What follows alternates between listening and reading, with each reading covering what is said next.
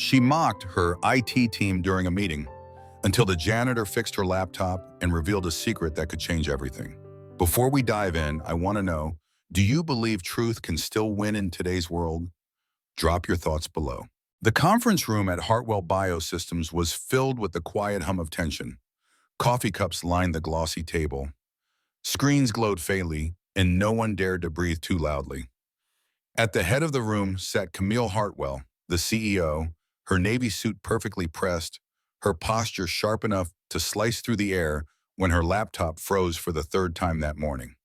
She did not sigh, she smiled, the kind of smile that made people nervous. "Maybe," she said softly, "the janitor wants to try fixing it since apparently my entire IT department is just here for the free coffee." The laughter that followed was not real. It was the kind that trembled, unsure whether to exist at all. The young IT tech sitting near her looked pale, his fingers hovering uselessly over the keyboard. No one moved. Then from the back of the room came a sound, the soft clatter of a trash bin being emptied. Heads turned. Noah Mercer, the janitor, straightened slowly, tall and calm, his uniform sleeves rolled just above the wrist. There was something steady about him, the kind of quiet that made people pay attention without knowing why. Camille looked at him, one brow slightly raised. "Mr. Mercer, is it not? Feel like playing technician today?" Her tone was light, teasing, but edged with challenge. Everyone expected him to laugh awkwardly, maybe mumble something and walk away. Instead, Noah met her gaze with calm eyes that seemed older than the rest of him. "I can take a look if you would like," he said. A hush fell. Someone tried not to chuckle. Camille gestured to the laptop, her diamond bracelet catching the light. "Be my guest." Noah moved to the table, pulled up a chair, and sat as though he had done it 100 times before. He pressed the power button. The machine flickered weakly, the loading bar frozen. His hands hovered briefly, then began to type, confident, measured, almost rhythmic. The IT team leaned forward, curiosity replacing embarrassment. "You ran a system update this morning," he said quietly, eyes on the screen. Camille blinked, surprised. "How do you know that?" "Because the beta OS conflicts with your company's legacy drivers," he replied, his voice low and even. "It is a common crash." Lines of code began to scroll like falling rain. Noah's fingers danced across the keys, command after command unfolding with surgical precision. 5 minutes later, the laptop came back to life, the company logo blooming on screen as though nothing had happened. Gasps circled the room. Camille leaned forward, impressed despite herself. But before she could speak, Noah's eyes caught something else, a hidden folder now visible on the desktop. Vault A13. "That is not supposed to be there," Camille said quickly. Noah did not look up. He clicked once. The folder opened, lines of unfamiliar code spilling across the screen like ghosts. For a moment, no one moved. Then he closed it gently, stood, and pushed the chair back under the table. "That is your problem now," he said softly. Then after a pause, added almost as an afterthought, "I wrote that." And just like that, Noah Mercer, the janitor, walked out of the boardroom, leaving behind a room full of stunned silence, and one CEO who suddenly did not feel quite as in control of her world as she had 5 minutes ago. The office was quiet long after everyone had left, the kind of quiet that made the hum of the city outside sound distant, unreal. Camille sat alone at her desk, the laptop open in front of her, the glow of the screen washing her face in pale blue light. The folder Noah Mercer had uncovered, Vault A13, waited there like a dare. She stared at it for a long moment. Then curiosity won. Her fingers moved slowly, deliberately, as if opening a door she was not sure she should walk through. Inside were files that looked ancient by corporate standards. Timestamps from 2016, directories written in a shorthand she did not recognize. She clicked through one of them. A document blinked open, scrolling lines of code like veins under skin. And there at the bottom, buried deep in the metadata, was a single signature. Author N. Mercer Neurolatus X. Camille leaned back, her heartbeat loud in her ears. The name pulsed on the screen like it was alive. N. Mercer, the janitor. She whispered it to herself, testing the sound. A chill ran through her chest. Neurolatus X, she knew that name? It was the prototype architecture her father's company had tried to buy from a small lab years ago, back before she was CEO. The deal never happened. The lab went bankrupt. The tech was lost, or so everyone thought. She scrolled further. Another file appeared, smaller, more personal. A note, just a few lines. She clicked and the words came up in plain text. Raw, unpolished, human. If Zoe ever reads this, I hope she knows her dad tried. Camille froze. She read the line again, then again, slower this time. The words felt heavier each time they crossed her mind. Zoe, that name. She closed her eyes and suddenly remembered the little girl she had seen in the courtyard some mornings. Maybe 6 or 7 years old, waiting with a backpack too big for her shoulders. The same child who sat on the stone bench, sketching suns and stick figures while her father swept the steps nearby. She had smiled once when Camille walked past, missing one front tooth, and Camille had smiled back, distracted, not giving it another thought. Now it came rushing back with startling clarity. The girl's name had been embroidered on her backpack in bright yellow thread. Zoe. Camille's throat tightened. She turned back to the laptop, staring at the message like it was a message from a ghost. If Zoe ever reads this, I hope she knows her dad tried. Tried what? Tried to save something? Someone. She opened another file from the same archive. It was a draft.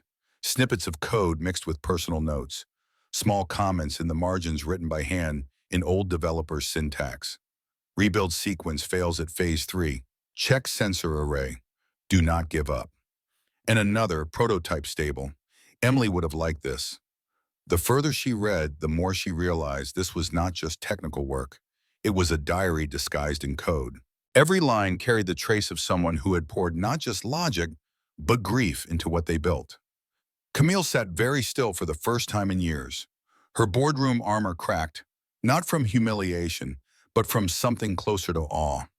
The janitor who fixed her laptop had once built something extraordinary, something her entire company had been chasing for years. She looked out the window at the dark Chicago skyline. Lights flickered in the distance like a map of all the people still awake, still trying. Somewhere down there, Noah Mercer was probably walking home beside a little girl with a sketchpad under her arm.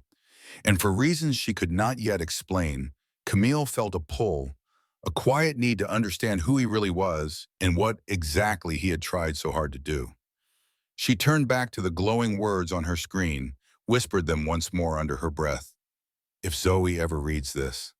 And in that moment, Camille Hartwell realized the story inside that folder was not finished. It had just begun again. The next morning, Camille arrived earlier than usual. The building was still half asleep, the marble floors gleaming under the faint hum of the lights. She carried the same laptop Noah Mercer had touched the day before, the same folder still sitting quietly on her desktop. The message for Zoe had kept her awake all night. It was not just curiosity anymore. It was something deeper, something that felt like an obligation. She stopped by the HR floor, the silence broken only by the low whir of the printer and the sound of her heels on tile. Can you pull the employment file for Noah Mercer? She asked the HR manager, who looked momentarily startled. The janitor. Camille nodded, keeping her tone even. Yes, him. Minutes later, a slim folder appeared on her desk. It was surprisingly thin, too thin for a man whose eyes carried decades of experience. Camille flipped through it. Name, address in South Chicago. Emergency contact left blank. No resume, no college transcripts, no performance reviews, just a single line buried at the bottom of his background check. Formerly employed at Neurova Labs 2009-2016, departed voluntarily. Camille's breath caught. Neurova Labs, the small startup her father's team had once tried to acquire years ago. The same company rumored to have pioneered early neural lattice architecture. The same company that had vanished after a failed patent dispute. She turned the page again, but there was nothing else. Just emptiness where history should have been, as if someone had scrubbed the story clean. Camille leaned back in her chair, eyes narrowed. Then she reached for her phone. Marisol, she said when the line picked up, it is Camille Hartwell. On the other end came the steady voice of Marisol Chen, her old legal advisor, A woman with the patience of a saint and the precision of a scalpel. Camille, hi, Marisol replied warmly. You are calling early. What is wrong? I need you to pull an old case file, Camille said. Year 2016. Patent dispute involving Neurova Labs. There was a pause. That is ancient history, Marisol said. You are talking about the neural prediction model case, are you not? Camille exhaled slowly. Exactly. Do you remember who filed it? Another pause. The sound of papers rustling faintly through the phone. Then Marisol's tone changed, lower, more deliberate. I do. It was filed by an engineer named Noah Mercer. Camille closed her eyes, a chill washing over her. And what happened to it? The case was withdrawn, Marisol said softly. No follow-up, no legal representation, no settlement. It just disappeared. The filing date was September 2016. Camille's pen stilled over her notepad. That is the same month Derek Vaughn joined Hartwell Biosystems, she whispered. Yes, Marisol confirmed. He brought a prototype with him. Remember? He said it was an early-stage neural lattice concept, his design. You built your current AI architecture from that foundation. The line went quiet. Camille's thoughts spiraled back to the code she had seen. The graceful syntax, the embedded notes, the personal tone that spoke of both genius and loss. There was no way Derek Vaughn had written that. The man was efficient, yes, ambitious, ruthless, but his code was sterile, mechanical, all edges, and no heart. The archive she had opened was different. It breathed. Thank you, Marisol, she said finally. Do not log this inquiry yet. Just keep it between us for now. Camille, Marisol said gently, whatever you found, be careful. Some ghosts do not like being disturbed. Camille hung up, staring out the window as morning sunlight began to crawl across the city skyline. Chicago glittered like a promise she was not sure she could trust anymore. Somewhere below that skyline was a man, sweeping hallways with hands that once built miracles and sitting in her office. Camille realized that the foundation of her company, her legacy, might be standing on stolen light. Camille did not go straight home that night. The city outside glowed like a circuit board, lights pulsing in measured rhythm. But inside her chest, everything felt offbeat. She had spent the whole day piecing together fragments, old court filings, missing patents, timelines that overlapped too neatly. The truth was forming its shape, and every piece pointed back to one man quietly mopping her hallways. She found herself walking down to the maintenance wing of Hartwell Biosystems, a place she had never set foot in before. The polished marble of the executive floor gave way to bare concrete. The scent of lemon cleaner thickened the air. At the end of the corridor, a sliver of light spilled from a half-open door. She hesitated, then knocked gently. Inside, the janitor's closet looked nothing like what she expected. It was not cluttered or dusty. It was organized, methodical, shelves labeled with precision. Cleaning bottles arranged by height, tools aligned like surgical instruments, everything in its place, intentional, exact. And then she noticed it. Pinned to a metal cabinet was a child's drawing, a big yellow sun, stick figures holding hands. And beneath it, written in uneven crayon letters, even broken things can shine again. Camille felt something twist in her chest. Behind her came a quiet voice. You do not knock, do you? She turned. Noah Mercer stood at the doorway, sleeves rolled to his elbows, his expression calm but unreadable. I was not sure this counted as your office, she said softly. It does not, he replied, stepping inside. It is just where I do my best thinking. Camille smiled faintly, but her voice carried a weight she could not hide. I looked into your file. Noah did not flinch. I figured you would. You used to work at Neurova Labs, she said. You built a neural network system, Neurolatus X. You filed a patent claim against this company. He leaned against the shelf, crossing his arms. That is right. Why are you mopping floors, Noah? He paused for a long time before answering. Because sometimes cleaning up other people's messes is easier than trying to fix your own. The words hit harder than she expected. They were not bitter. They were honest. The kind of honesty that could not be taught in boardrooms. Camille took a breath. You could have taken credit. That code, it is worth more than most people make in a lifetime. Noah shook his head. I did not write it to get rich. I wrote it to save lives, but somewhere along the way, someone decided it could save profits instead. Derek Vaughn, Camille said quietly. He did not confirm. He did not have to. The silence between them said everything. Camille's tone softened. Why did you stop?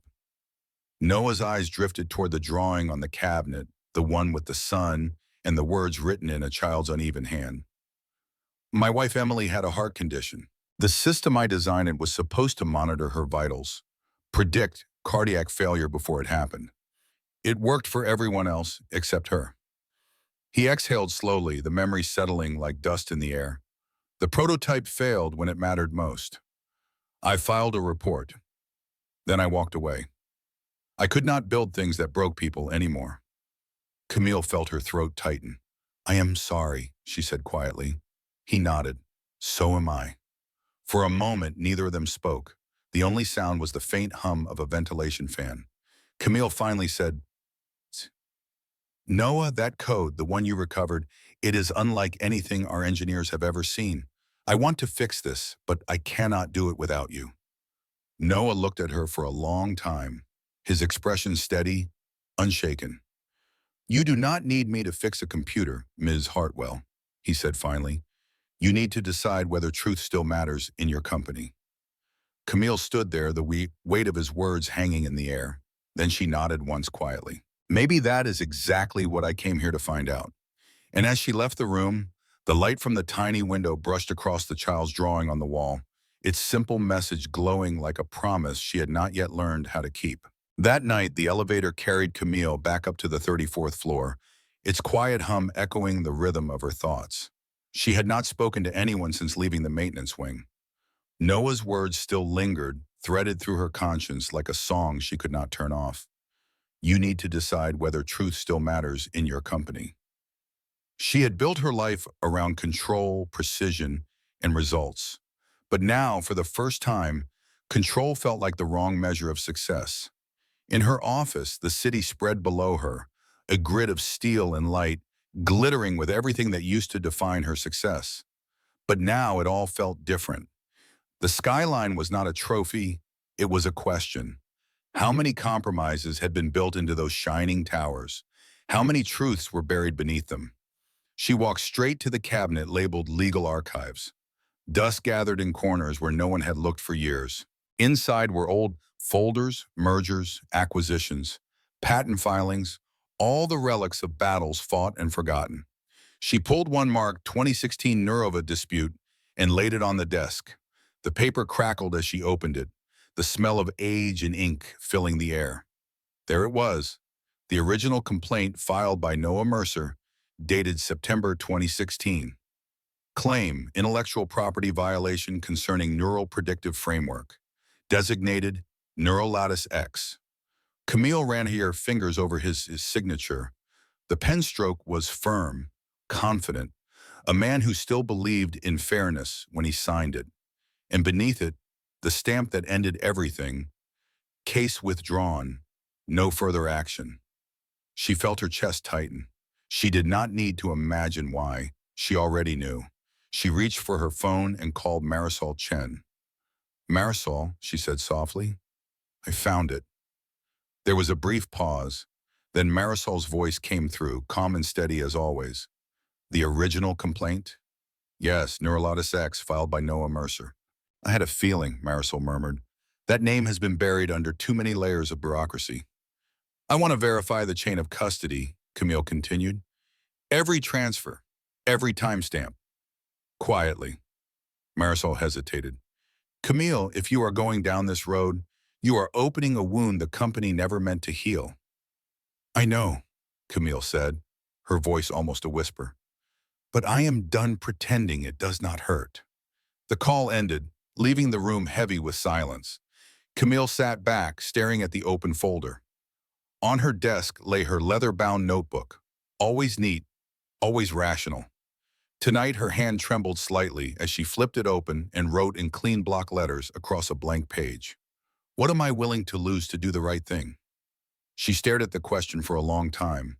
The ink glistened under the desk lamp before drying into permanence. Outside, thunder rumbled somewhere over Lake Michigan. The reflection of lightning flickered against the glass, slicing through her own reflection like a warning. She thought of Noah sitting alone in that spotless supply room, surrounded by order he could control when his past had given him none. She thought of Zoe drawing suns and smiling faces while her father carried the weight of an empire's lie. Camille closed the folder slowly, then powered on her laptop. The familiar folder, Vault A13, waited on her desk like a heartbeat. She clicked it open. Lines of code flowed across the screen. Luminous, beautiful. It was more than programming. It was a legacy of grief turned into design, hope written in syntax. She whispered to the empty room. You built this for life, did you not? Noah, not for profit. And in that quiet moment, she made her choice. She would preserve it, protect it, run silent verification tests before anyone could interfere. No public announcements, no board approvals, just truth rediscovered in secret. Camille Hartwell, the woman who once measured success by numbers and headlines, had finally woken up to something larger than legacy. She did not know what the cost would be yet, but for the first time in years, she was ready to pay it. By morning, Camille's decision had already taken shape. The night storm had washed the city clean. Sunlight now spilled through the tall windows of Hartwell Bios, gilding every edge of glass and chrome in quiet determination. She moved through the corridors with a calm she did not quite feel, the folder tucked under her arm like a secret waiting to breathe. In the development wing, the air smelled of coffee and electricity. The engineering team looked up as she entered, surprise flickering across their faces. Camille rarely came down here. Morning, she said evenly. We are setting up a clean environment. No external connections, no backups. I want Vault A13 isolated and tested. A murmur rippled through the room. Marco, the systems lead, frowned. You mean the old archive file? The janitor? Yes, she interrupted gently. That one. Within minutes, screens lit up across the lab. The hum of processors filled the space like quiet thunder. On the main display, a sterile sandbox environment took shape. Empty, contained, monitored. Marco ran the import. Vault A13 unfolded on screen, its code shimmering like a living diagram. At first, the team said nothing. Then Janelle, the data scientist, leaned closer. Adaptive modeling based on live biometric feedback, she murmured. It is learning from physiological change in real time. Camille watched as graphs bloomed and shifted on the display. Heart rates, blood oxygen, neural response simulations, all updating seamlessly without lag, without error. The system was not just processing data, it was responding to it, adjusting, evolving. Marco blinked at the speed metrics. This architecture is 20 times more efficient than our current build. Whoever wrote this understood biological variance like poetry. Camille did not need to answer. She already knew who had written it. The glass doors hissed open. Derek Vaughn, the CTO, strode in with his usual practiced ease. His tie was perfect, his smile tighter than usual. Morning, Melma, he said lightly. I heard we are reviving Ghost today. Camille turned to face him. We are verifying a legacy file. I want full transparency before next quarter's demo. Derek's gaze flicked to the screen for just a heartbeat. His confident posture wavered. Then he recovered. Camille, this is unnecessary. Digging into abandoned architecture. It is not just inefficient, it is risky. The board will not like it. What the board will not like, she replied evenly, is a foundation they cannot explain. He laughed, the sound brittle. You are letting sentiment drive strategy. Some things are better left buried. You start poking old code bases, you will stir up liabilities. Marisol Chen appeared behind him, file in hand, calm as ever. Liabilities, she said, only exist when ownership is not clear, which is why we are running a verification chain. Timestamps, signatures, origin markers. Derek's jaw tightened. That is unnecessary. It is protocol, Marisol countered softly, especially when the code in question predates your tenure. Camille felt the temperature in the room drop. For years, Derek had been untouchable, his confidence armor thick, his reputation spotless. But in that moment, under the cold blue light of the monitor, His polish began to crack. The simulation pinged a final result. The AI had adapted to new inputs in real time, predicting outcomes with precision beyond anything in their existing systems. The room went silent. Janelle whispered, almost reverent, if this were ever released properly, it could redefine predictive medicine. Camarales nodded, her eyes never leaving the screen. Then let us make sure it belongs to the person who actually built it. Derek's voice came low, tight. You are playing with fire, Camille. She met his eyes. Maybe, but at least I know who lit the match. As he turned and left, Marisol leaned in beside her. You know what comes next, she said quietly. Prepare the documentation. Draft the ownership verification. And Camille, get ready for the boardroom. Camille exhaled, the flicker of resolve settling deeper in her chest. The truth was no longer a secret she stumbled upon. It was a choice she had made, and there would be no turning back now. The call came just past midnight. Camille had been sitting in her office. The city outside drowned in rain, rehearsing the words she would say to the board in the morning. When her phone lit up with Noah's name, something in her chest tightened before she even answered. His voice was low, unsteady. Zoe is in the hospital. It is her heart again. Camille did not think. She was already on her feet, grabbing her coat, her keys, her bag. Mercy, General. The drive through the storm blurred into streaks of red and white lights. She did not remember the traffic lights or the sirens, only the feeling of urgency clawing at her ribs. When she pushed through the hospital doors, the smell of antiseptic and fear hit her all at once. She found Noah sitting outside the ICU, elbows on his knees, head bowed. The man who always stood so still now looked hollow, as if every ounce of strength had drained through his hands. He did not look up when she approached. She is stable for now, he said quietly. Arrhythmia. They are adjusting her meds, but they do not know how long she will hold. Camille sat beside him, the vinyl seat cold under her palms. Through the small window in the door, she could see Zoe, so small under the sheets, wires tracing the outline of her heartbeat across a screen. Each beep was steady, but too fragile to trust. After a long silence, Camille reached into her bag and pulled out a black case. Inside was a sleek tablet, its interface dark. Waiting. Noah, she said softly, I brought something. It is a pediatric version of the Zoe protocol. It is still offline, unregistered. I had the engineers calibrate it last week. It can monitor her vitals in real time, predict anomalies before they escalate. He turned to her, disbelief flickering behind exhaustion. You trusted? I trust you, she said simply. For the first time since she arrived, something in his expression broke. He took the tablet with shaking hands, set it beside the hospital monitor, and began linking the sensors with quiet precision. His fingers moved like they were remembering an old language, the same code he had once written to protect the woman he had lost. Only this time it was for the daughter who remained.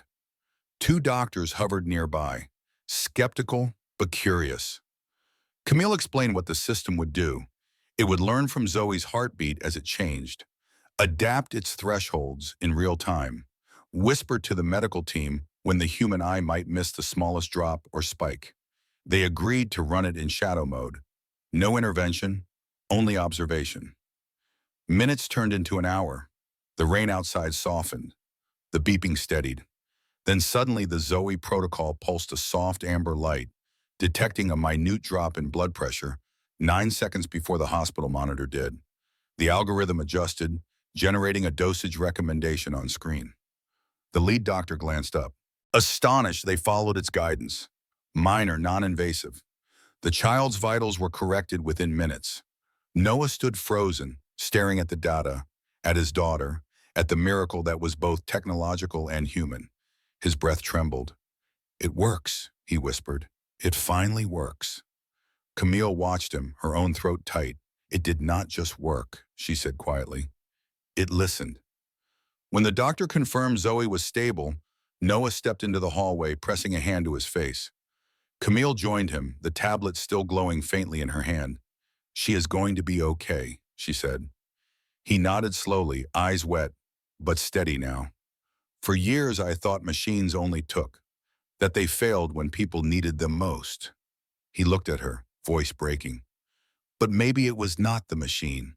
Maybe it was the people who used it. Camille met his gaze. Then tonight, she said, we used it right. And for the first time since his wife's death, Noah Mercer allowed himself to believe that what he had built, what he had once buried, might finally save the very life it was meant to protect. Morning sunlight poured through the floor-to-ceiling windows of the Heartfelt Biosystems boardroom, bright enough to make the polished table gleam like glass. Chicago stretched wide in gold beneath it, unaware that a single meeting on the 34th floor would soon rewrite the company's history. Camille Hartwell stood at the head of the table, calm but unreadable, a woman who had already weathered her own storm the night before. Noah Mercer sat quietly near the far end, still in the same plain shirt he had worn to the hospital. He had not expected to be here. Camille had insisted. You built the foundation, she had said. You deserve to see what happens when truth stands up. The board members filed in, executives, investors, advisors, each carrying the kind of confidence that comes from power, not peace. Derek Vaughn arrived last, immaculate as always, his silver cufflinks catching the light. He gave Camille a polite nod that did not reach his eyes. When the doors closed, silence settled like dust. Camille began. Before we move to projections, she said evenly, there is something the company must address, something that predates all of us. She clicked the remote, and the screen behind her came alive. Lines of code scrolling across a black background, beautiful in their precision. This is the core architecture of our AI system, what you know as the Hartwell Predictive Framework. Murmurs moved around the table. She continued, her tone steady. Last week, during a system audit, we recovered a buried archive. Vault A13, the file's metadata and patent chain confirmed the original author was not our current CTO. Derek's head lifted sharply. Camille, if this is some internal misunderstanding, it is not, she said, meeting his gaze. The author was Noah Mercer, formerly of Neurova Labs, the very engineer whose work was stolen and rebranded under this company's name in 2016. The room erupted, voices overlapping, papers rustling, disbelief hanging heavy in the air. Camille let it build for a moment, then spoke over the noise. We verified every timestamp, every file path. Legal has authenticated the chain of custody. This company's innovation, our reputation, was built on something that was not ours. Today, that ends. She clicked again. The screen shifted to show the new banner. Zoe Protocol, Rebuilding Hope, one life at a time.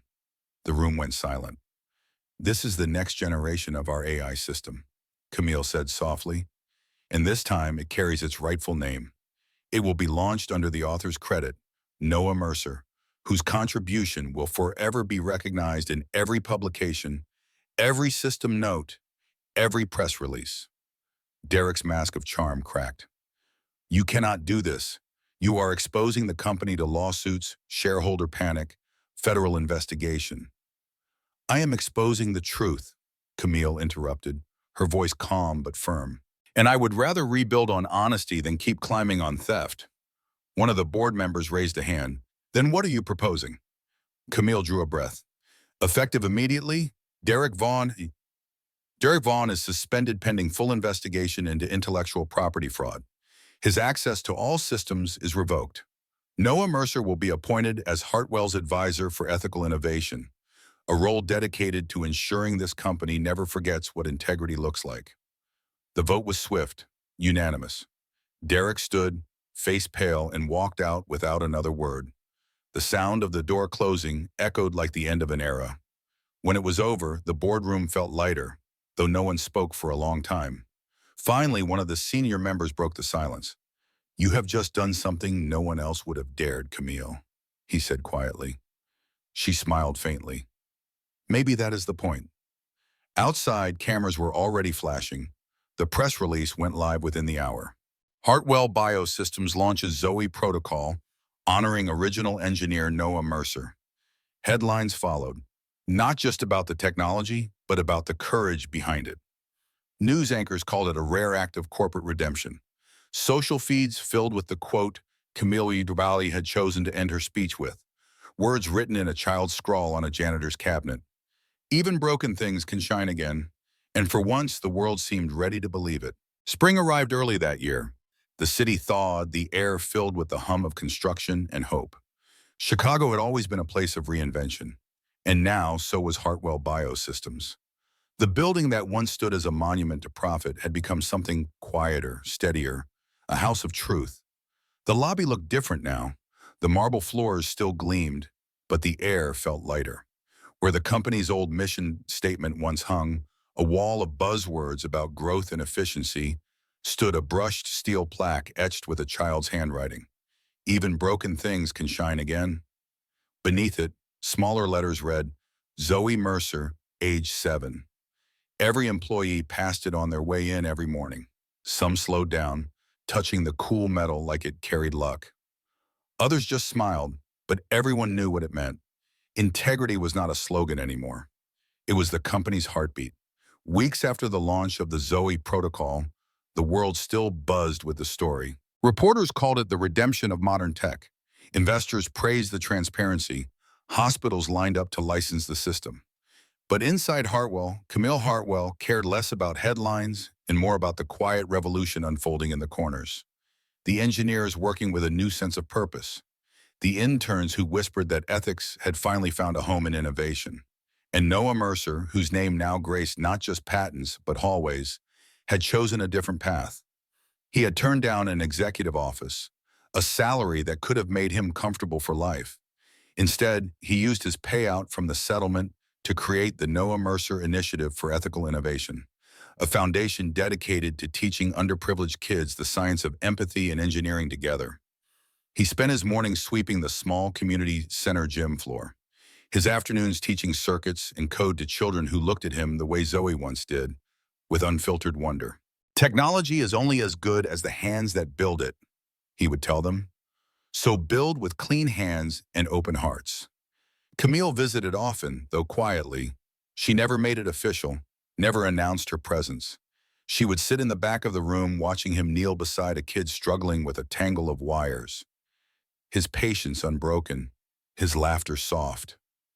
Sometimes Zoe would spot her and wave.